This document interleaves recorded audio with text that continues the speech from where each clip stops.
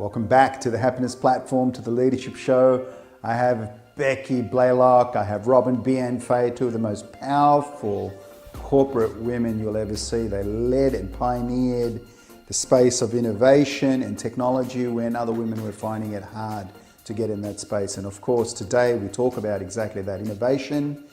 And I also ask them about how they're going to dedicate the rest of their lives, and in particular, how they take care of themselves.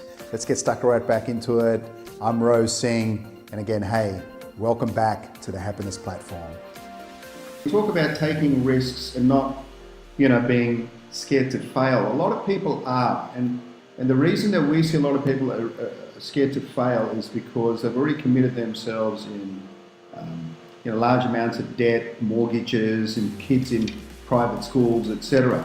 Okay, how do women or men deal with that when the bulk?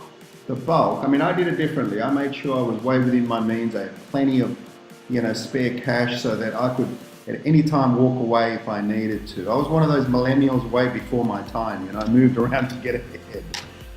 How do you advise them to address that? Well, I spend a lot more time talking to companies about what they need to do, because it all goes back to feeling safe, taking chances and being innovative and coming up with new ideas. Because I always tell people, if you want a good idea, you better come up with a lot of ideas. And if people are afraid to speak up and put great ideas out there, if they are afraid that they're going to fail, or afraid that if they speak up, somebody's going to make fun of them, then chances are you're not going to get all those good ideas on the table. Because as human beings, we're not programmed to take risk. I mean, we have anywhere from 45 to 65,000 thoughts in a given day. And if you're a normal human being, most of us thoughts are negative. Mm-hmm. This is something I wish I'd known all along, that everybody's having these thoughts about questioning yourself. And that's not all bad. That's how our species has survived. And that's what's in the gene pool that got passed along to us. Our ancestors wouldn't have survived if they took a lot of risks. But the things they needed to be worried about years ago are not the things we need to be worried about today. You do need to be worried about walking in front of a moving car or sticking your hand over a candle flame and getting burned. But you don't need to be worried about raising your hand in a crowded room and asking a question, or saying hello to a stranger in an elevator. And in fact, if you don't do those kinds of things and push out of your comfort zone, you're never going to reach your full potential in life.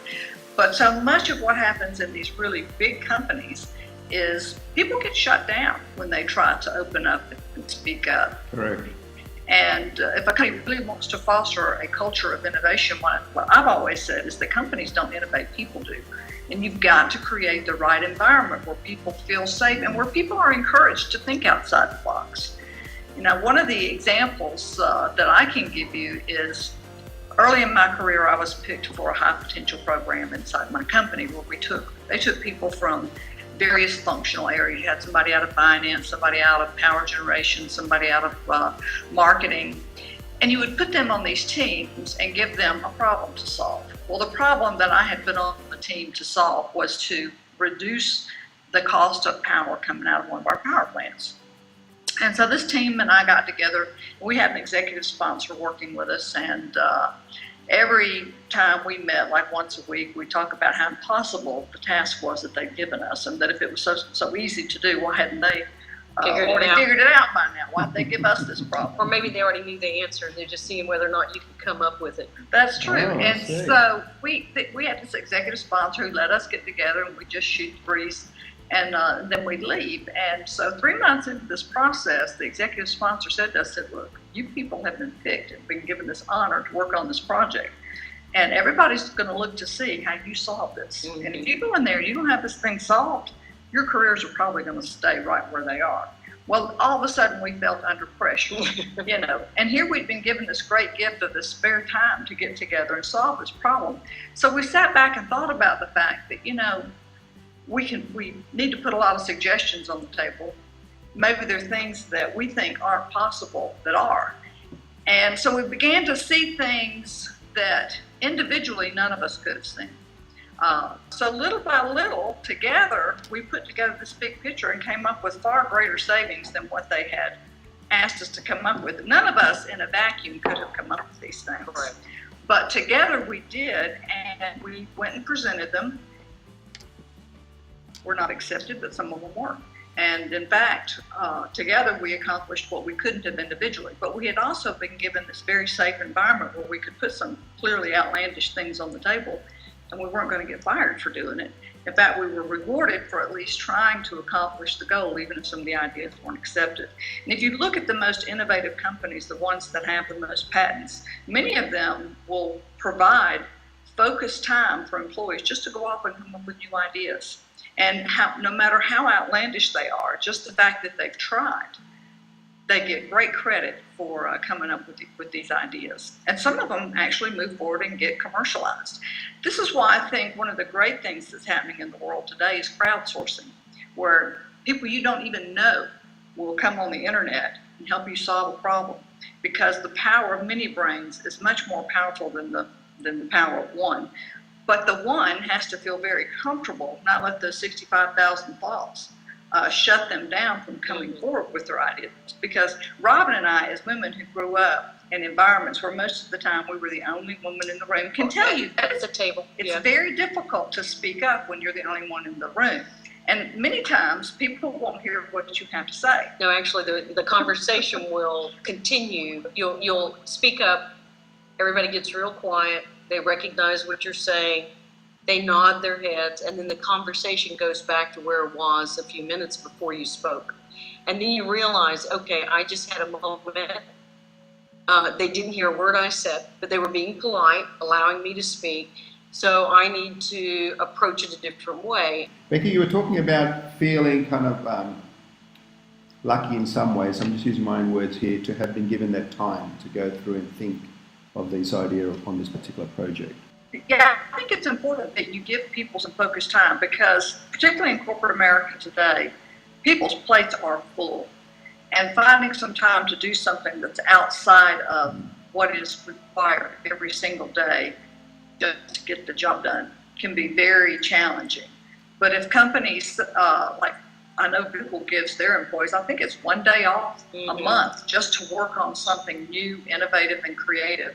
3M has always been known as the company that gives their employees some focused time just to sit back and think about what might be. And they can cite numerous examples, including the Post-it note that came out of an opportunity for employees just to go off and brainstorm and explore ideas on their own. And what did it feel like from that person's perspective? I guess now you've had a highly successful career as a CIO, etc., and you're doing your own thing.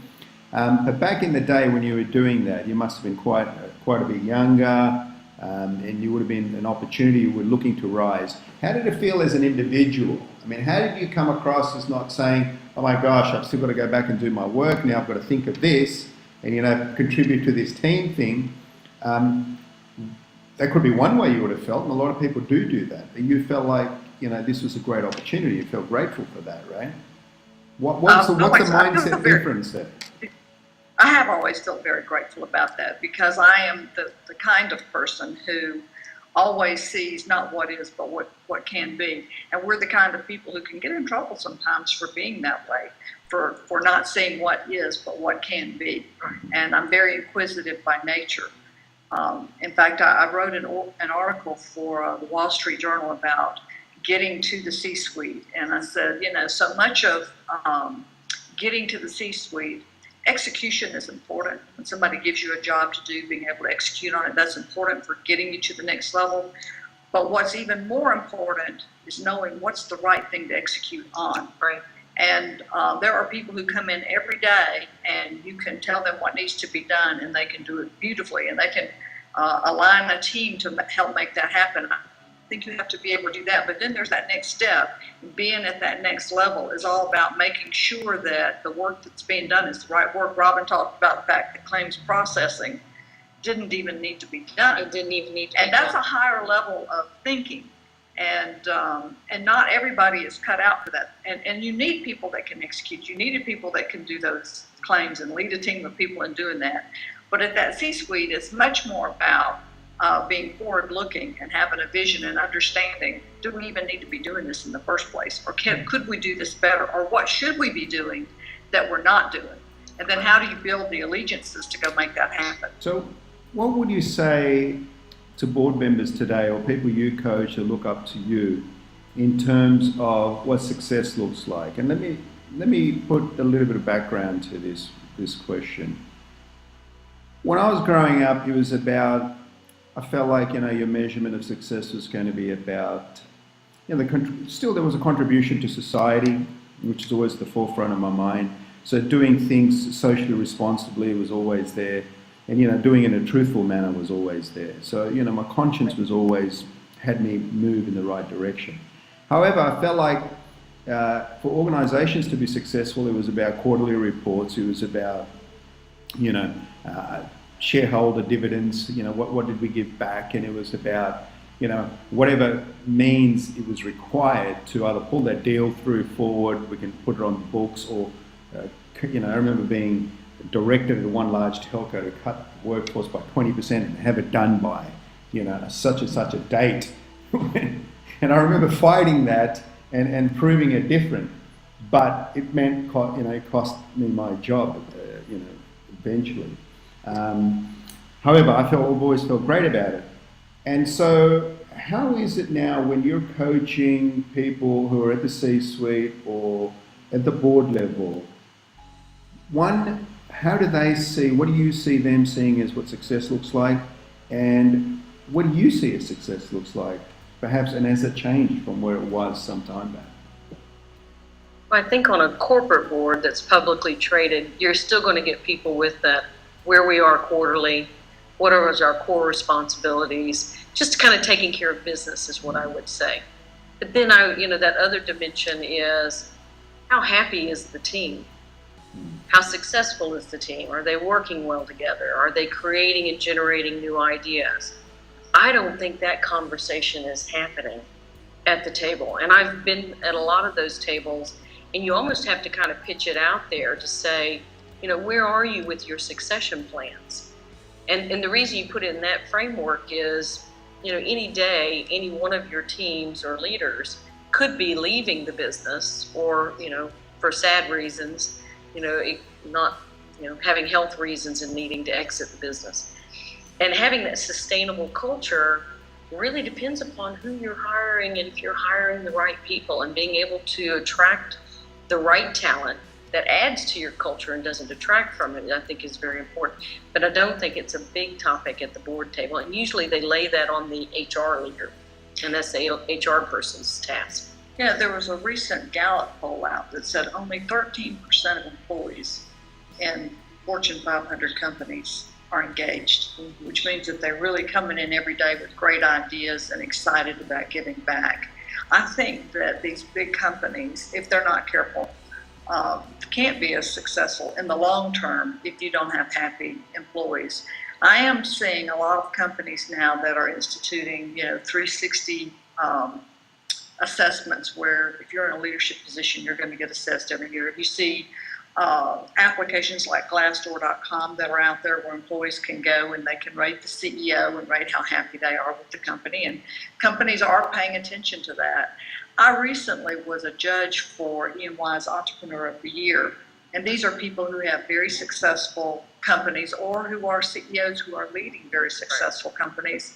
And one of the things that was interesting to me, and the people that we interviewed, the winners were all people who came in and talked about the fact that their employees were the most important asset that they had, that their company may own a lot of property or may have a lot of product they're putting out there, but that nothing really significant happened in their company if it weren't for their employees, and really valued them. And I think more and more as we move into the future, it's all about talent, and that the ability to attract and retain the very best talent globally is going to be important.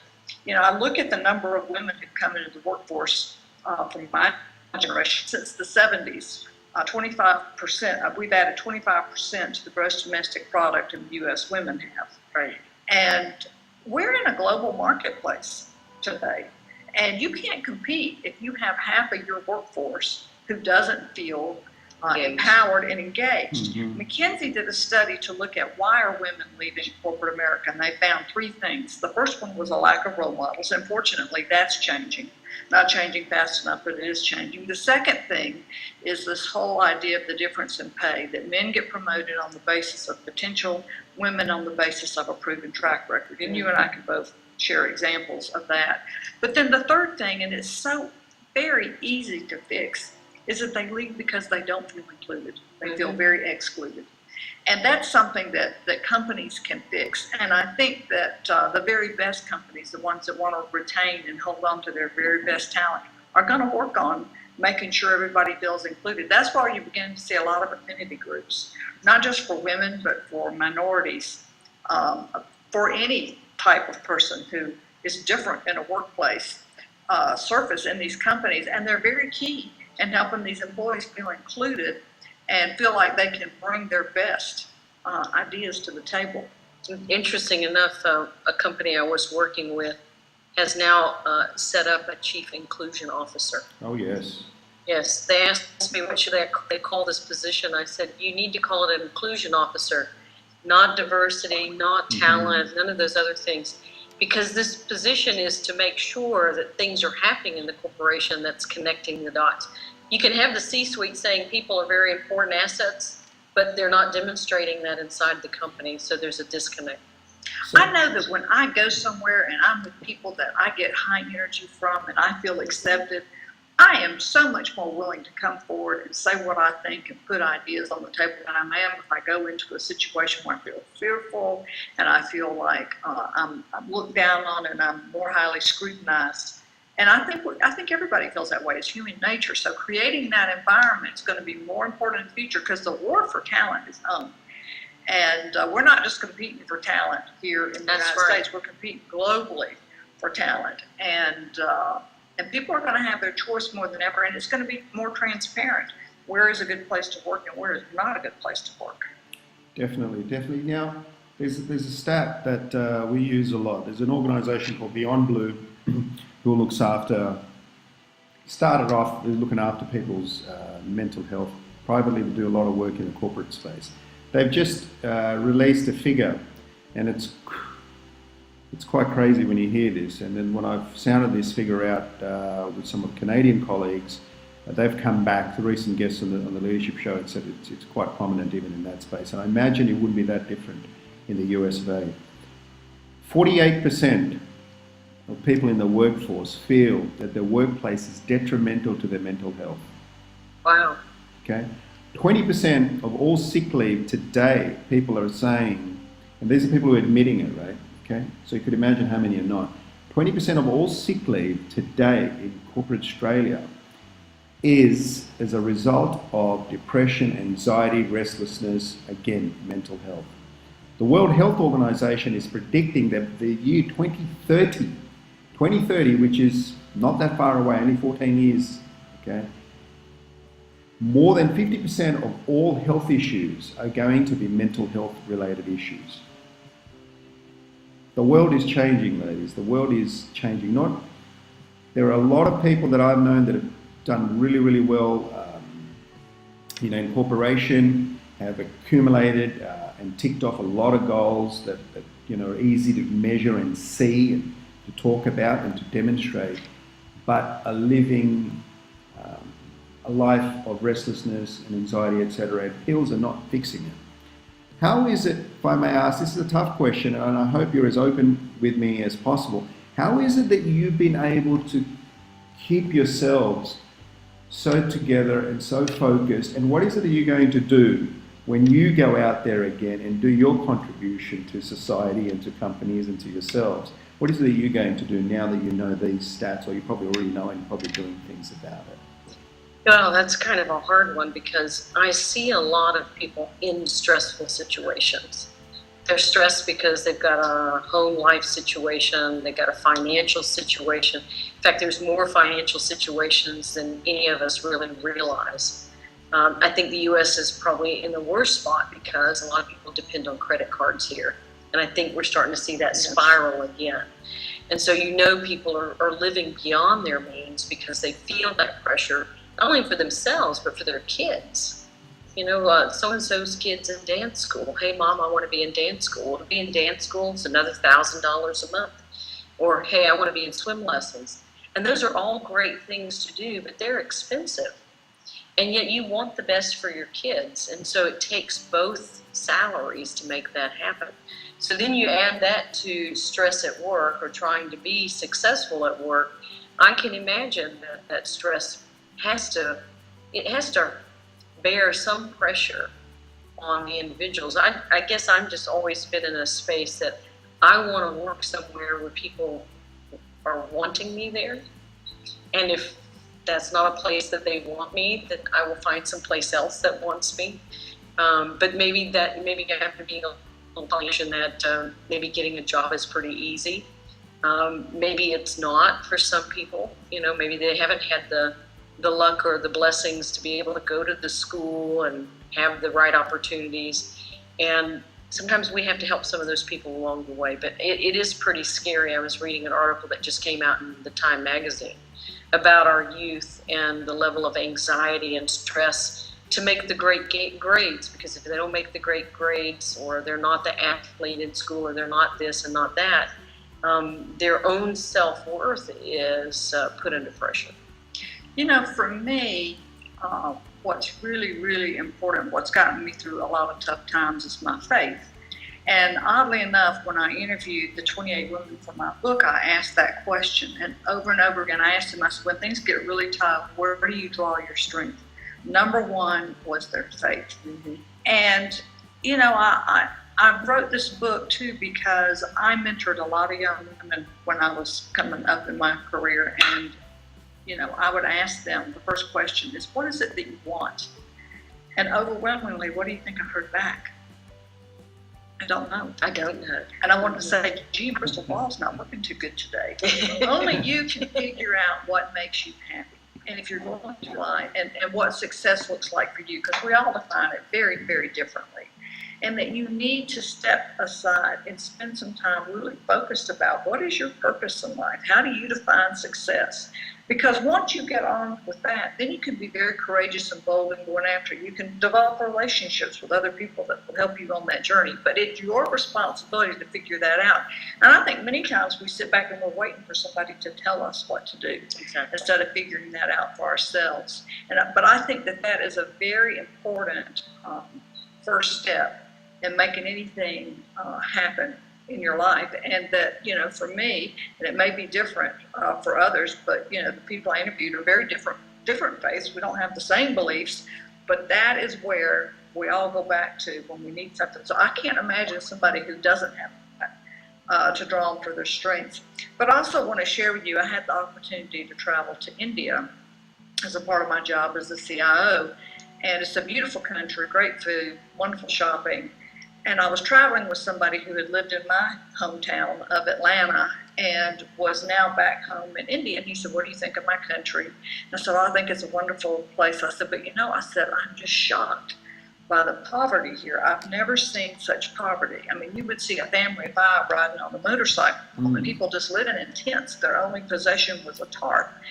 And he said, oh, Becky, don't feel sorry for people in my country who are poor. He said, feel sorry for people in the United States. He said, here in India, he said, these people, they know what's important. It's your family. And he said, and they have great value around their families. He goes, and they're happy. He goes, the most unhappy people I've ever been around in my life are people in the United States. He goes, whatever they have, they just want more. Exactly. Or they don't think they have enough. That really resonated to me, that I think that we see all this stuff in the media, and we look and see what other people have, and we're no longer satisfied with our own lives. I kind of equate it to, somebody was telling me once, if you're a frog and you live down in a well, and it's wet down there and slimy, and all you ever see is that wet, slimy well, you're fine. But if you ever jump out of that well and you're sitting at the top of the rock wall and you see this beautiful blue sky and these trees and all there is to eat, all of a sudden you're not happy going back down into that well. And so I think that we are so influenced by what we see, and we don't always take a step back and think about the rich blessings that we have. I mean, as I mentioned, my background, I served with the Electric Power Research Institute. In our last meeting, we talked about the fact there are 1.2 billion people who don't have any electricity in this world. And so instead of thinking about how blessed we are and how much we have, we think about what we don't have. And there's a lot of research that says that one of the best characteristics of the most successful people is they spend some time in the first hour of each day thinking about things for which they are most grateful. And I don't think we do that enough. I don't think we sit back and think about, gosh, we're blessed and we have enough to eat, we have a bed to sleep on, you got change in your pocket, you're blessed. Instead, we're so focused on what we don't have. That's wonderful. That's wonderful. Special shout out to Becky's book, Dare, where she interviews 50 of the globe's top leaders, women leaders, I must say, and shares their secrets in terms of what it takes to succeed in the world of corporations. Yeah, she's a wonderful, wonderful woman who's given so much back. And of course, Robin shares some amazing knowledge bombs and lets you know why she's influenced so many of the world's top companies with her knowledge, her consultancy services as well. And of course, it's great to have him as part of our extended family here at the Leadership Show at Populous at the Happiness Platform. Let's get stuck back into it. Now, coming back to the reflection and feeling of gratefulness, etc., in the early hours of the morning are the best times to do it. And we've spent a lot of time with ancient sagis and people who have mastered this, and it's been passed on from thousands and thousands of years, as well as taking some modern psychology. And I know you talk a lot about this, Becky, as well in your talks in terms of self-talk, the consistent chatter that's going on in your mind. Now, self-talk is one component of the 13 that we've got in there. The other is this time for solitude and reflection through meditation, pranayama, etc. So I can't wait till we've completed filming of that. I'm going to send that a link to both of you guys, and so you can actually have a look at it and hopefully get some good lessons out of that also. So what I do now is whenever I speak to, doesn't matter what type of leaders, I actually encourage them to set the example themselves. These people that you're talking about, in terms of taking that time in the morning, not feeling rushed, etc., to go because I've got so many things to tick off. Because that time for solitude and time for self-reflection and feeling of gratefulness, etc., actually also allows you to clear your mind and think in a logical manner, which puts the emotions away, or parks the emotions, and you make decisions from a place of happiness. And what I'm finding is that these sagis and these gurus that I've spent time with, people say, why are you 70 and 80 and you still look 50, and you're so calm and you're the richest guy in the world, but you don't own anything, right? And how is it that you're making people happy all your life? How is it that you're feeding, just one of your temples is feeding 10,000 kids a day, etc.? So the answers have always been there, and now they're being badged under lots of different things, mindfulness being one, etc.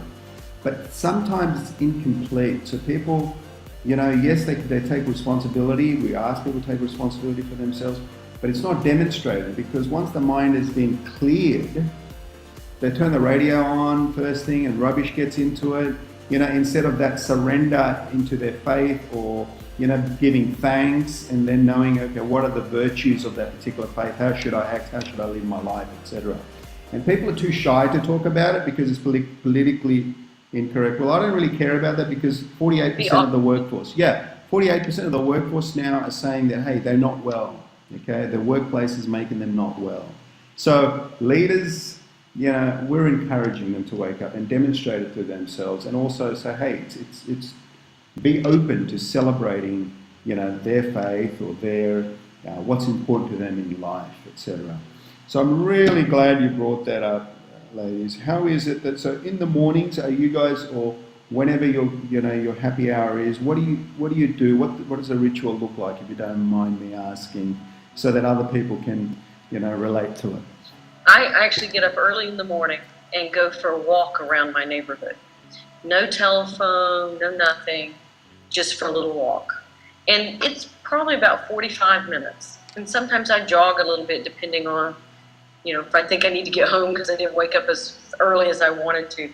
But I think when you have nothing at task in front of you, the house isn't bothering you, this isn't this, you don't have a meeting right away, and you're out just walking, I think that's where I get kind of that balance back, having that time to meditate and think and be happy that I'm outside for a little while before I go and lock myself in a building.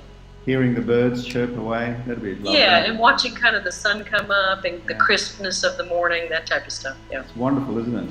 Just on your senses. It allows your senses to wake up, right? That's beautiful. I do something before I even get out of bed every day. I do something, I practice a process called ACTS. And as a Christian, what I do is the first thing I think to myself is I acknowledge the Lord. Then I do my confession. I talk about all the many things I did not do or should have done the day before, and ask for forgiveness. And then I say my thanks, that's the T in ACTS, for think about all the things that I'm grateful for, and there are a lot of them. I have a very blessed life. And then the last is seek, because really, if you're a practicing Christian, he wants you to tell him what it is that you want him to help you with. And I ask for help for the day ahead. If I'm speaking to a group of people, I ask for help in getting the message across that needs to get across. If I'm going somewhere, I ask for, help me be more, cognizant of the needs of other people, or help me be successful as well when I'm giving a talk. So, and I think that sort of gets me in the right perspective for the day. And then like Robin, I try to do some exercise. I don't always go outside, but I have a gym downstairs, and I go down there and I'll watch the news, which probably isn't very helpful, and work out while I'm watching the news, but at least I'm keeping my mind fresh about what's going on in the world. Because I think breathing is so important too, that, I always tell people, if you're stressed out, the best thing you can do is just shut your eyes and focus on your breathing. And the reason for that is that you control your breathing, not your subconscious. And we so live in that subconscious world. And when you focus on your breathing and you realize you're in control of it, there isn't anything that brings you more back to the present and helps you understand, hey, nobody's in charge of me, I am. Exactly. And whether you think you can or you can't do something, you're right. You're you right. got to teach yourself that you can. I think it was Zig Ziglar, wasn't it? A long time ago he taught me that lesson. I remember as an 18-year-old hearing that, and that stuck with me forever. I have this saying, and this realization came to me after spending 15 days a night with this Swami back in a place called Portland in Victoria, a beautiful, beautiful coastal town, very cold. And I was there, and I realized what the teachings were putting forward was that the mind cannot control the mind. The mind cannot stop the chatter. It's only your breath. Only your breath, right, that can bring it back to the moment. Confirming again what was just discussed now. And there are a lot of beautiful techniques, beautiful rhythmic techniques that have been around for thousands and thousands of years. And when one puts that into their lives, within 2 breaths, once you master, within 2 breaths, you can be back and refreshed in a wonderful space. Corporations now, I know that they're talking a lot about trying to do something, but HR directors are not getting a seat at the table. They're also, a lot of them don't know what to do themselves, right? So therefore, is it time off? Is it parental leave? Is it this? Is that? Yeah, it's all of that. But as organizations, I believe it's the chairman, the CEO, the board of directors, the C-suite, they're responsible for doing exactly what you guys have just spoken about and demonstrating and talking about that, okay? Setting the right example, the right role models, the company you keep, okay? And allowing for some space and some education in the workforce so that people can actually learn these simple techniques. And, where leaders get up and talk about how they manage their own life in terms of bringing fulfillment and health and prosperity in all different ways that they measure. Feedback is important too. One of the things that I always encourage people to do is every day, at the end of the day, ask yourself, what did you do to help somebody else? Because I think there isn't anything that gives you more joy. I sometimes have people say to me from my days working for in corporate America, what are you most proud of? What I'm most proud of are the people that worked on my team who are now CIOs and you promoted in a company or elsewhere. And that's really what is your legacy, is the things that you did that helped encourage other people. And that's what I ended up being most proud of. I love Deepak Chopra, who says, the universe has a perfect accounting system. You get out of life what you put into it. And I would tell you, it's spooky to me that sometimes I thought I was something to help somebody, and how it came back to me tenfold in 10 times stronger fashion. And so I always say you should never, if you can help somebody, refuse to do so. Right? And I know you're like that, Robin. If you have the ability to help somebody, pump them up. Absolutely. There's this awesome saying, in terms of the nature of individuals. There's three different natures, and we're always fighting these particular natures. One is the nature of goodness, okay? The other is the nature of passion, where a lot of people operate. And the other is the nature of ignorance, okay? Where a lot of people take refuge, but all it gives them is dullness, okay? And that's the one you want to stay away from. So everyone has an inclination as far as what they're born with, but they can promote each one by doing certain things. Nature of goodness is where we want to operate from, and that one is a lot about serving, and hence, like you said, it's the karmic. What you're talking about there, what Deepak is talking about, is essentially the definition of karma. It'll always come to you. It doesn't matter what. It always comes back. Yeah, yes. it's a perfect bank, right? It comes back a lot stronger than where you give it too. Exactly. And it's interesting that there's a lot more awareness to it today. So being awakened to these things, and it's I find it kind of like our duty now to be able to not only teach it to our children, but to demonstrate it to the rest of the world. And I can't wait to share some of this knowledge with you guys as well once we've taped it. Because essentially what we want to take away is that the cloudiness in people's minds goes back to what you said, Becky. When you ask someone, what is it that you want? What does success look like to you? Most people don't know. Why? Because people are mostly imitating and following, and because they're not in tune with themselves. So imagine being awakened to that, because if you don't know where you're going, you're not going to get there, are you? So you're just going to bounce around. So this restlessness, this chatter, this anxiety, this depression that's taken over the world, it's a tough topic to talk about. Right? It's a really, really tough topic to talk about. But I hope you guys, in your talks out there, get people to really become aware of it and to try and address it. What's really interesting is, I don't know if you've ever read Napoleon Hill's book, Think and Grow Rich. That book was written in the 1920s, and it's still very applicable today. He was hired by Andrew Carnegie, who was a wealthy industrialist, to interview 500 of the most successful people of that period of time.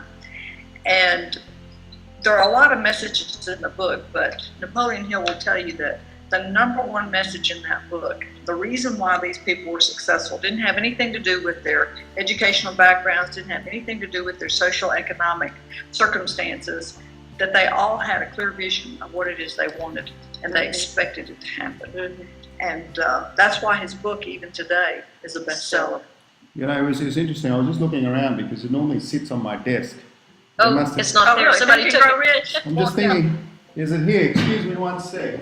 Someone moved my books. Yeah, it's one of those classics. There's that one, and there's the How to Win Friends and Influence People. They're always close by. They're classics, aren't they? I had a heap of fun. I always do with Robin.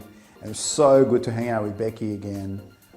Please like, share and subscribe. A lot of people will need it, particularly up and coming leaders, female leaders in the corporate space. And for guys who want to learn how to get the best from your female colleagues, your female bosses, this is one that I'm sure has helped you.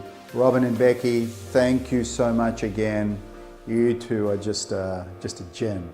My two favorite Southern people. I can't wait to hang out with you again. I'm Rose Singh. Thank you, and thanks to our sponsors at Populous also.